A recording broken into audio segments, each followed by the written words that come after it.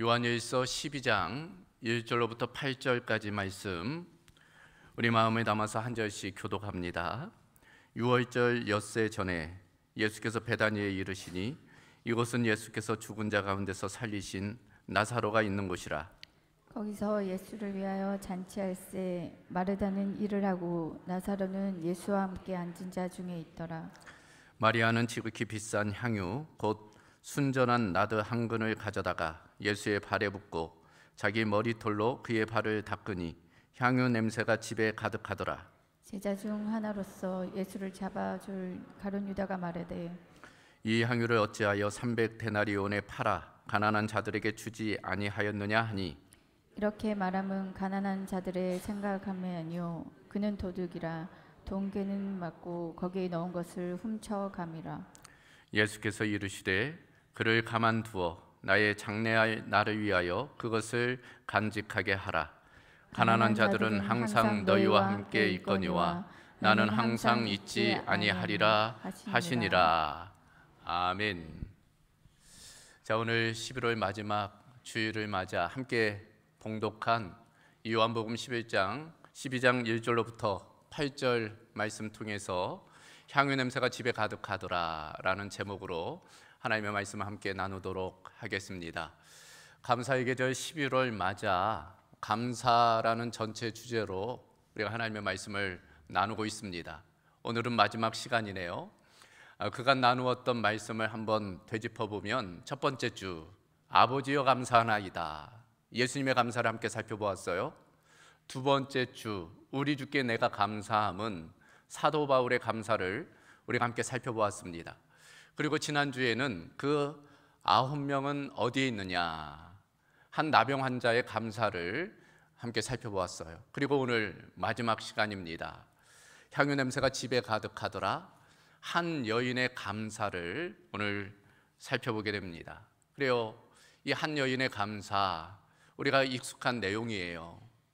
한 여인이 예수님께 향유를 부은 내용, 소위 한 여인의 도유 사건이 기록되어져 있습니다. 비싼 향유를 아낌없이 주님께 부어드렸다는 거예요. 그것이 그녀의 주님을 향한 사랑이고 헌신이며 이제 감사였다는 것, 우리가 잘 아는 것입니다. 자, 이와 같은 도유 사건은 이 요한복음에만 기록된 게 아니에요. 모든 복음서, 그러니까 마태, 마가, 누가복음에도 이 사건이 기록되어져 있습니다. 한 가지 차이점은 누가복음에는 이 여인이 죄 많은 여인이라고 되어져 있어요. 그래서 성경학자들 간에는 좀 논쟁이 있습니다. 그 죄 많은 여인과 오늘 본문의 이 여인이 이제 같은 여인이다 라고 주장하는 분이 계시고, 아니다, 이제 다른 사람이다 라고 이제 주장하는 경우도 있어요. 오늘은 이 여인이 같은 여인인가 다른 여인인가, 이제 그걸 살펴보려는 목적이 아니에요.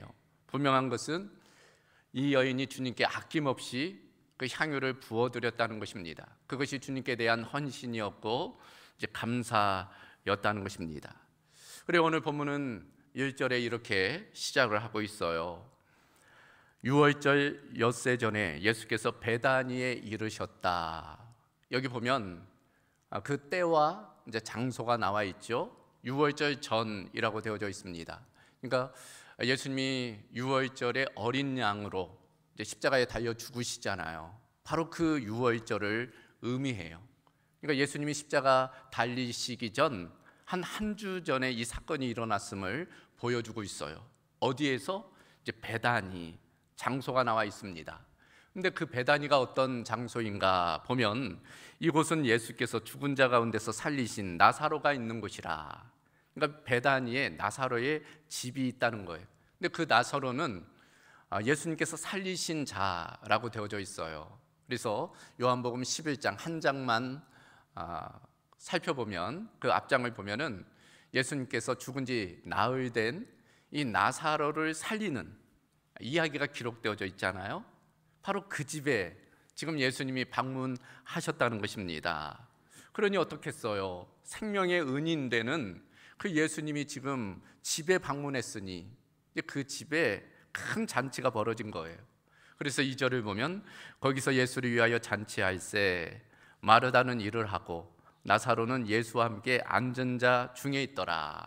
여기 이제 잔치라는 단어를 통해서 이 당시의 분위기를 엿볼 수 있어요. 지금 흥이 넘치는 거예요. 기쁨이 넘치는 것입니다. 은혜가 또 감사가 넘치는 이제 그런 분위기예요.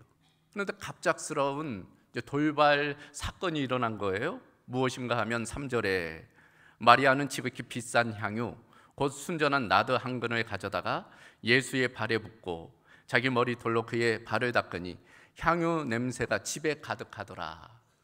이 나사로의 누이 동생인 마리아가 난데없이 향유를 가져오더니만 그것을 깨트려 예수님의 발에 부었다는 거예요. 그리고 자기의 머리털을 풀어헤쳐가지고 예수님의 발을 씻겼다라고 되어져 있습니다. 참으로 기이한 행동인 거죠. 자, 이와 같은 마리아의 행동에 대한 이제 사람들의 반응이 나오는데, 특별히 오늘 4절, 5절을 보면 가룟 유다의 반응이 나와요. 그거에 대해서 어떻게 가룟 유다가 이야기하는가 하면, 이 향유를 어찌하여 300데나리온에 팔아 가난한 자들에게 주지 아니하였느냐, 책망하는 거죠. 이제 비난하는 겁니다. 그런데 오늘 본문에 따르면 그 이유가 나와 있어요. 왜 가룟 유다가 그렇게 비난하고 책망했는가? 6절 보니까 이렇게 말하면 가난한 자들을 생각함이 아니요 그는 도둑이라 돈깨를 맞고 거기 넣는 것을 훔쳐 가미로라. 그러니까 탐욕의 눈이 어두워서 그 여인의 행동을 책망했다라고 말씀하고 있습니다. 이런 유다의 반응과는 달리 예수님은 다르게 반응했다. 7절과 8절입니다. 예수님께서는 이렇게 말씀하세요. 그를 가만두어 나의 장래할 나를 위하여 그것을 간직하게 하라. 가난한 자들은 항상 너희와 함께 있거니와 나는 항상 있지 아니하리라. 예수님 말씀하셨어요. 그러니까 누구 편을 드시는 거예요? 지금 마리아 편을 드시는 것입니다. 마리아를 두둔해 주시는 거예요. 마리아를 변호해 주시는 것입니다. 가만두라는 거예요. 괴롭히지 말라는 것입니다.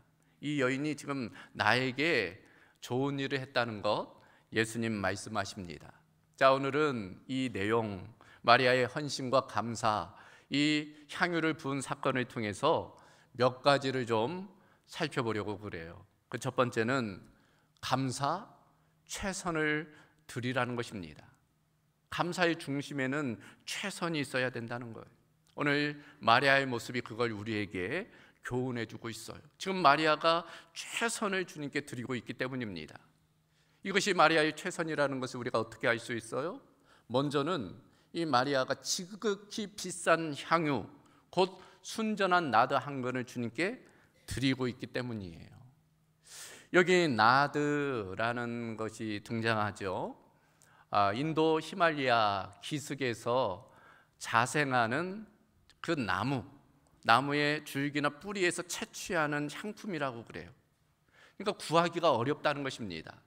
그래서 매우 비싼 향유예요. 휘발성이 강해가지고 밀봉된 그 옥합에 보관을 하는 거예요.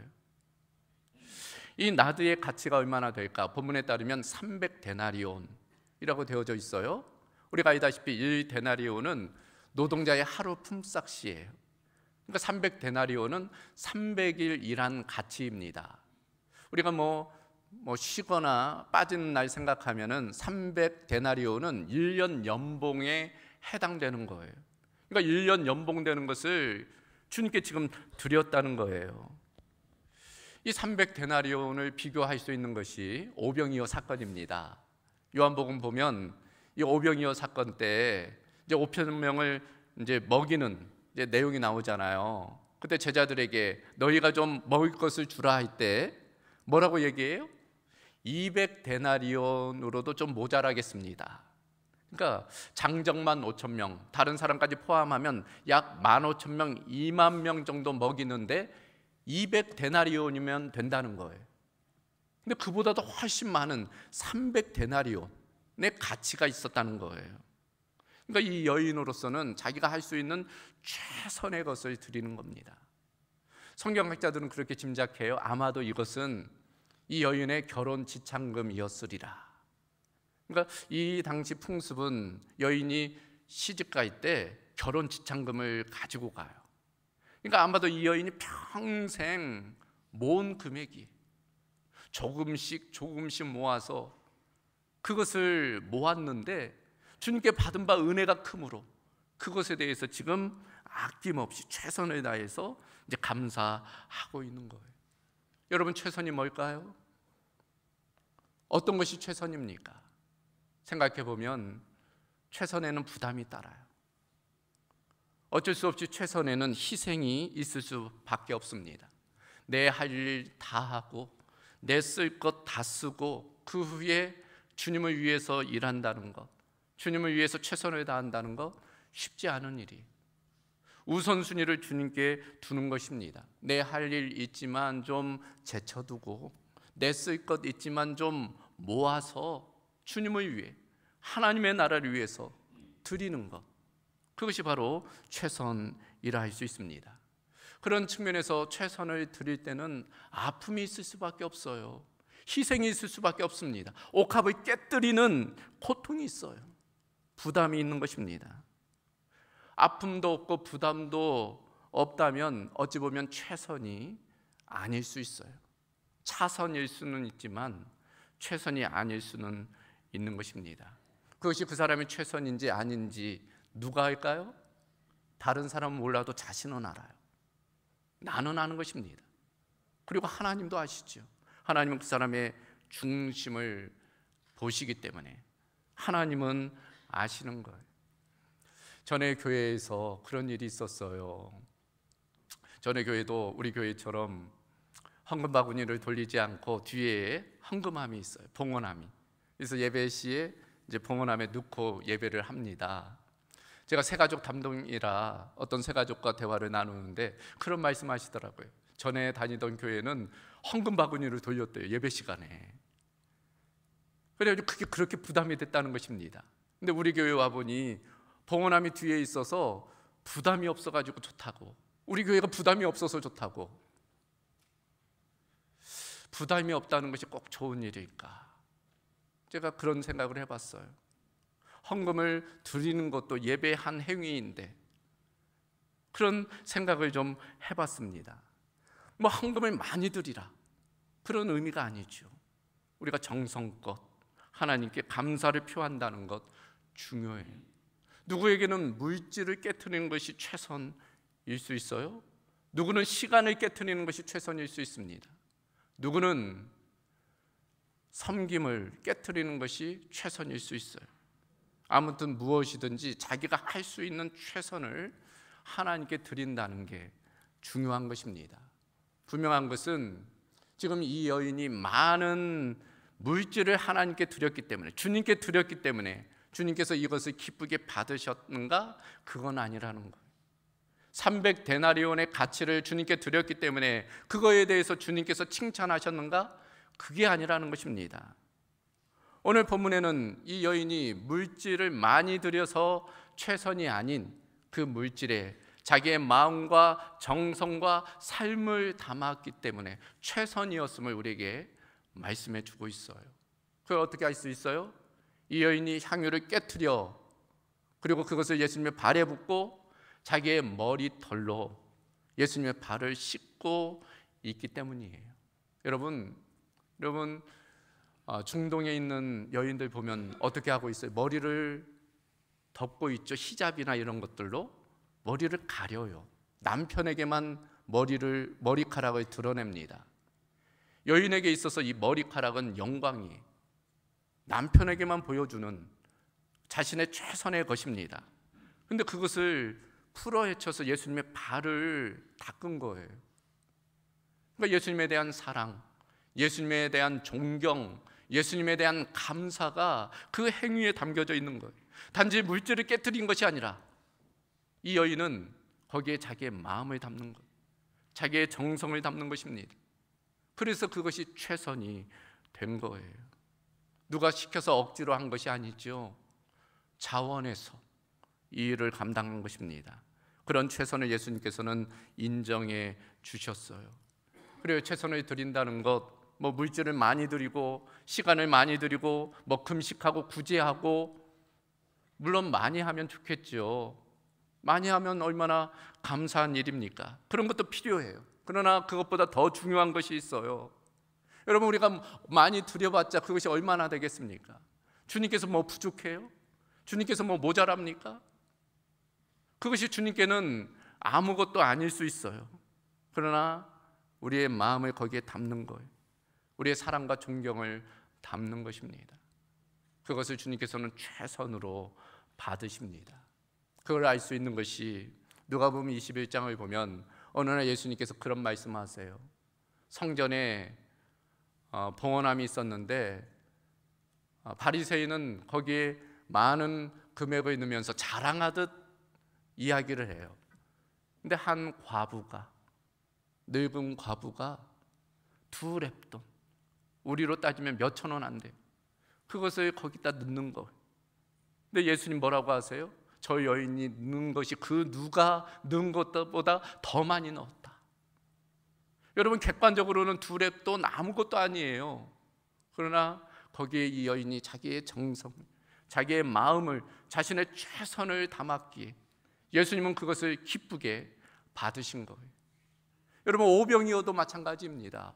보리떡 5개, 물고기 2마리, 그게 얼마나 돼요? 어린 아이의 그저 도시락 정도밖에 안 됩니다. 근데 그것을 주님께 드리니 주님께서 그것을 축사하시고 5,000명이 먹고도 남는 놀라운 역사를 이루신 거예요. 물질의 크고 작음이 중요한 게 아니에요. 우리의 마음의 정성을 그곳에 담느냐, 그게 중요한 것입니다. 그걸 주님께서 기쁘게 받으세요. 실제로 그렇잖아요. 최선은 사람마다 달라요. 여러분, 건강한 사람의 최선과 병든 사람의 최선은 다를 수밖에 없습니다. 젊은이의 최선과 늙은이의 최선은 다를 수밖에 없어요. 남자의 최선과 여자의 최선은 달라요. 부자의 최선과 가난한 자의 최선은 다른 것입니다. 그러므로 최선을 드린다는 것은 객관적인 게 아니에요. 자기가 할 수 있는, 자기 상황에서 할 수 있는 최고의 것을 마음에 담아 자원하는 마음으로 주님께 드리는 것입니다. 그럴 때 주님께서 우리의 감사를, 우리의 헌신을 기쁘게 받아주실 줄로 믿습니다. 그런 은혜가 우리 모두 가운데 있기를 주님의 이름으로 소망합니다. 2번째로, 감사는 비난을 감수해야 된다는 거예요. 비난을 감수해야 된다는 것입니다. 여러분, 오늘 옥합을 깨뜨린 이 여인의 행위에 대해서 주변 사람들이 어떻게 반응했을까요? 칭찬했을까요? 그러지 않아요. 비난이 쏟아졌습니다. 칭찬이 아닌 비난이었어요. 여러분, 우리가 함께 읽었지만 가룟 유다가 이 여인의 행동을 비난하잖아요. 가룟 유다였을 뿐이었을까요? 아니요. 다른 복음서를 보면 다른 제자들도 마찬가지였다는 거예요. 마태복음 26장 8절 보니까 제자들이 보고 분개하여 이르되 무슨 의도로 이것을 허비하느냐, 이것을 비싼 값에 팔아 가난한 자들에게 줄 수 있었겠도다. 가룟 유다만이 아니라는 거예요. 다른 제자들도 마찬가지로 심지어 분개했다, 분노했다 이야기하고 있어요. 이 여인의 행동에 대해서 낭비라고 지금 깎아내리고 있는 것입니다. 여러분, 이와 같은 유다와 제자들의 그런 비난과 비판 어떻게 생각하세요? 생각해보면 일견 맞는 말이잖아요. 300데나리온 지금 깨트려가지고 부어버리면 그때뿐이고 이제 못 써버리잖아요. 그런데 그것을 팔아서 가난한 자들에게 나누어 주면 얼마나 많은 사람들이 혜택을 보겠어요.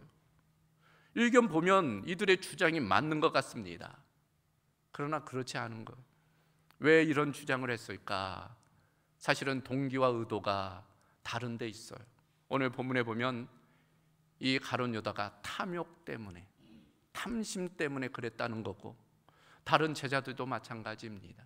한마디로 질투심이, 시기심이, 경쟁심이 있는 거예요. 저 여인이 저렇게 하는데 나는 하지 못하는 것에 대한 이제 상대적인 그런 질투심이 있었던 것입니다. 그래, 언제나 그런 것 같아요. 좋은 일을 행하는 사람이 있는가 하면 그것에 대해서 비난하고 이제 비판하는 사람들이 있어요. 오늘날도 마찬가지입니다. 교회도 마찬가지. 주님께 헌신할 때, 감사할 때 비난하는 경우가 있어요. 그런 측면에서 우리가 두 가지를 조심할 필요가 있습니다. 먼저는 다른 사람의 헌신과 감사에 대해서 쉽게 비난하거나 비판해서는 안 돼요. 그래서는 안 됩니다. 자기가 못한다고 해서 다른 사람이 하는 것에 대해서 이제 물귀신 작전처럼 그렇게 해서는 안 돼요. 전체를 무능화시켜서는 안 됩니다. 자기가 못해도 다른 사람이 하면 칭찬해 주면 되잖아요. 그리고 자기는 자기가 할 수 있는 일 하면 되거든요. 오히려 다른 사람이 열심히 하면 그거에 자극받아가지고 저분이 저렇게 열심히 하니 나는 이제 다른 부분에서 내가 할 수 있는 부분에서 좀 더 열심히 해야겠다.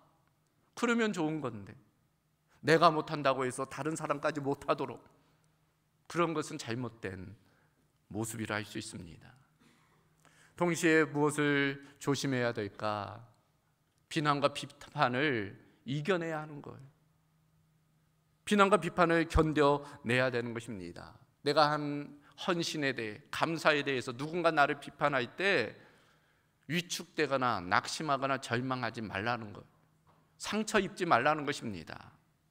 그것은 다른 사람 보이기 위해 한 거 아니잖아요. 주님을 위해서, 교회를 위해서 한 일이잖아요. 그러니까 그런 비난에 대해서 위축될 필요가 없는 것입니다.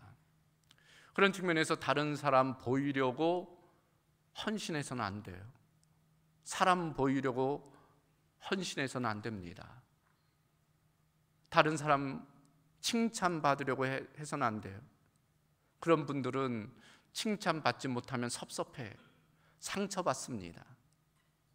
우리가 사람을 위해서 하는 게 아니고 주님을 위해 하는 것이기 때문에 그런 비난, 비판을 견디고 이겨내야 하는 것입니다. 분명한 것은 다른 사람은 몰라줘도 예수님은 아신다는 거예요. 오늘 본문이 그걸 보여줍니다. 이 여인의 순수한 사랑과 헌신을 예수님은 아셨어요. 그래서 이렇게 말씀하십니다. 그를 가만두어라, 내버려 두어라. 그 여인을 지금 두둔하는 거예요. 궁지에 처한 이 여인을 변호해 주시는 것입니다. 그래요, 여러분. 낭비는 두 차원의 낭비가 있어요. 세속적인 낭비와 거룩한 낭비입니다. 세속적인 낭비, 나 자신만을 위해 쓰는 것은 세속적인 낭비예요. 나 자신만을 위해서 시간을 쓰고 물질을 쓰고 내 모든 것을 쓴다면 그것은 나만을 위한 세속적인 낭비입니다. 반면 거룩한 낭비가 있어요. 그것은 바로 주님을 위해 쓰는 거예요. 하나님의 나라를 위해, 복음을 위해, 어려운 이웃을 위해 쓰는 것입니다. 내 시간을, 내 물질을, 내 기도를, 내 섬김을 나만을 위해서 쓰는 게 아니라 다른 누군가를, 무엇보다도 주님을, 하나님의 나라를 위해 사용하는 것, 그걸 거룩한 낭비라고 부르는 거예요. 예수님은 지금 이 마리아의 행동에 대해서 거룩한 낭비로 인정해 주시는 것입니다. 그런 측면에서 다른 사람이 알아주든 알아주지 않든 낙심할 필요 없어요. 주님이 다 알고 계시기 때문에, 주님이 다 보고 계시기 때문입니다.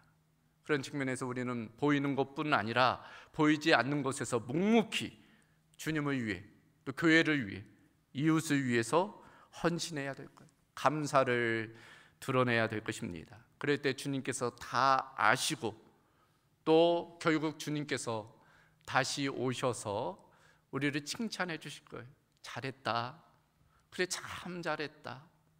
착하고 충성된 종아, 말씀해 주실 것입니다. 그런 은혜가, 그런 결단이 우리 모두 가운데 있기를 주님의 이름으로 소망합니다. 마지막 한 가지 더, 감사는 기회를 놓치지 않는 것이라는 거예요. 기회를 놓치지 말아야 된다는 것입니다. 여러분, 전도서 3장 1절 우리가 잘 아는 말씀, 범사의 기한이 있고 천하만사가 다 때가 있다. 때의 중요성을 강조하고 있잖아요. 정말 그런 것 같아요. 살다 보니 이 때가 중요해요.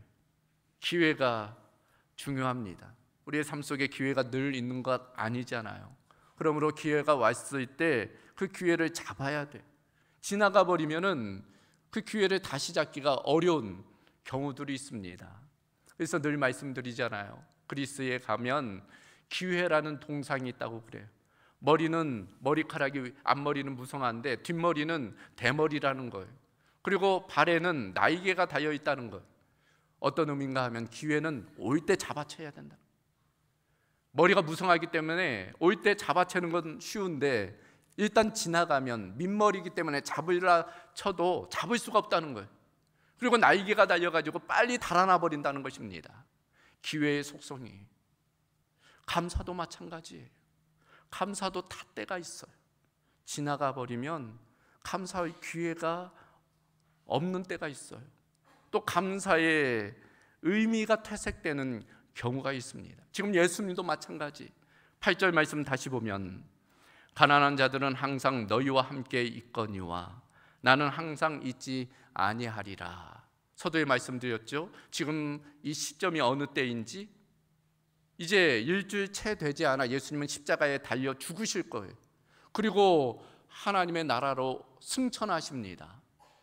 그러니 만약 이때 마리아가 기회를 잡지 못했다면 지금 자신의 집에 찾아온 예수님께 향유를 붓지 않았다면 다시는 그 기회가 오지 않았을 수도 있는 거예요. 마리아는 그 기회를 붙잡은 것입니다. 그 기회를 놓치지 않은 거예요. 우리도 마찬가지. 우리도 그 기회를 붙잡는 것이 필요합니다. 주님을 향한 헌신, 감사도 그렇지만 사람들과의 관계도 마찬가지. 저도 작년에 아버님 돌아가신 다음 마음에 많이 후회가 되더라고요. 좀 더 아버님하고 시간을 좀 보낼 걸, 이야기 좀 많이 나눌 걸, 그런 아쉬움이 있어요. 부모님이 늘 기다려주는 거 아니잖아요. 언제나 함께 있는 거 아니잖아요. 기회가 있을 때 감사하고 섬겨야 돼. 이웃도 마찬가지입니다. 어려운 이웃 위해서 기회가 있을 때 도와주고 또 섬기는 거예요. 교회도 마찬가지입니다. 교회를 위한 봉사도 마찬가지. 제가 은퇴한 우리 권사님들 또 장로님들, 집사님들 이야기 나눠보면 다 같은 고백을 하세요. 참 건강할 때, 젊었을 때 좀 더 주님을 위해, 교회를 위해서 헌신할 걸, 그런 말씀 많이 하세요. 여러분, 나중에는 하고 싶어도 할 수 없는 때가 있어요. 그 기회를 붙잡는 것이 중요합니다. 지금 이스라엘과 팔레스타인 간의 전쟁이 격화되고 있어요. 제5차 중동 전쟁으로 발전하지 않을까 하는 우려가 있습니다. 그러니까 그전에도 몇 차례 중동 전쟁, 이스라엘 팔레스타인 간의 전쟁이 있었어요. 그 중에 1967년에 6.1 전쟁이 유명합니다. 6일간의 격전이 있었어요. 결국 이스라엘이 승리했지 않습니까? 근데 그런 일화가 있잖아요. 우리가 다 아는 일화입니다. 미국의 많은 아랍계 젊은이들, 이스라엘 젊은이들이 유학가 있었다는 거예요. 그런데 아랍 계통의 그 젊은이들은 그 징집장이 왔는데 이리 피하고 저리 피하고 참전하지 않았다는 거예요. 근데 이스라엘 젊은이들은 징집장이 오지도 않았는데 이스라엘에 갔다는 거예요. 그 전쟁에 참여했다는 것입니다. 어떤 기자가 그 젊은이에게 물었다는 거예요. 왜 그렇게 했느냐고? 이렇게 대답했답니다. 내가 장차 결혼해서 아이를 낳고 그 아이가 커서 6.1 전쟁 때 아버지는 어디서 무엇을 하고 있었느냐고 물으면 나는 유학 가서 편하게 있었다고 얘기하는 것보다는 차라리 죽는 것이 낫겠다고 생각했습니다. 그래서 참전했습니다. 그렇게 이야기를 했다는 거예요. 그 기회를 붙잡았다는 거예요. 그 전쟁은 6일로 끝났어요. 그런데 그 6일이 그 사람의 평생을 좌우하게 된 것입니다. 우리도 어떤 것들은 그때 붙잡아야 하는 것들이 있어요. 그 기회를 놓치지 말아야 됩니다. 다시금 강조해서 말씀드리면 감사도 다 때가 있고 기회가 있어요. 하나님께 대한 감사는 더욱 그렇습니다. 감사해야 할 때 감사할 수 있다는 것이 은혜입니다. 그런 은혜가 우리 모두 가운데 있기를 주님의 이름으로 축원합니다. 참으로 놀라운 사실, 마리아가 옥합을 깼을 때 오늘 요한 사도는 성경에 이렇게 기록합니다. 향유 냄새가 집에 가득하더라. 향유 냄새가 온 집에 가득했다는 거예요. 제가 몇 년 전에 한 책을 읽었는데 어느 목사님이 이 여인의 도유 사건, 이걸 이렇게 기록하고 있더라고요. 예수님 며칠 후 십자가에 달려 죽으시잖아요. 십자가에 달려 있는 동안 그 다리에서부터 발에서부터 이 향유 냄새가 예수님께 올라왔다는 거.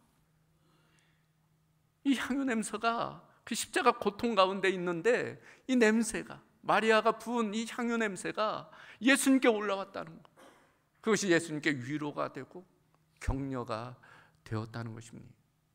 우리의 깨뜨린 옥합의 향이 우리의 가정 가운데 가득하기를 바랍니다. 우리 교회 가운데 가득하기를 바라요. 우리 지역사회 가운데 그 향이 가득하기를 바라요. 그것이 그리스도의 향기로 나타나 하나님의 영광을 나타내기를 바랍니다. 그런 은혜 있기를 주님의 이름으로 소망합니다. 말씀을 정리하죠. 오늘 말씀의 제목, 향유 냄새가 집에 가득하더라. 한 여인의 헌신과 감사의 부분입니다. 감사 무엇일까? 최선을 드리는 것이다. 감사, 비난을 감수하는 것이다. 감사, 기회를 놓치지 않는 것이다. 놀라운 사실은 마태와 마가는 이 이야기의 끝을 이렇게 맺고 있어요. 온 천하에 어디서든지 이 복음이 전파되는 곳에서는 이 여자의 행한 일도 말하여 그를 기억하리라. 예수님의 말씀입니다. 예수님의 이 말씀대로 오늘 우리는 이 여인의 행위에 대해서 지금 이 예배 시간에 함께 기억하며 나누고 있는 거예요. 우리도 마찬가지입니다. 우리가 하는 모든 행위를 우리 주님께서 잊지 않으세요. 기억하십니다. 그것을 반드시 기억하시고 우리에게 아낌없이 은혜와 축복을 더해 주실 줄로 믿습니다. 그런 은혜 우리 모든 성도와 우리 교회 공동체 가운데 있기를 주님의 이름으로 축원합니다. 감사하신 아버지 하나님, 오늘 옥합을 깨트린 한 여인의 헌신과 감사를 보게 됩니다. 하나님, 우리도 바쁜 중에도 시간의 우선순위를 두고 주님께 우리의 시간을 깨트리며 또 우리의 물질을 깨트리며 우리의 삶을 깨트리며 헌신하는 것 하나님 기쁘게 받아주시고 또 우리의 헌신과 섬김과 감사를 통해서 그리스도의 향기가 온 땅 가운데 나타나게 하시고 또 하나님의 나라가 확장되는 은혜가 있게 하여 주시옵소서. 모든 것 주께 감사드리오며 우리 주 예수 그리스도의 이름으로 기도하옵나이다. 아멘.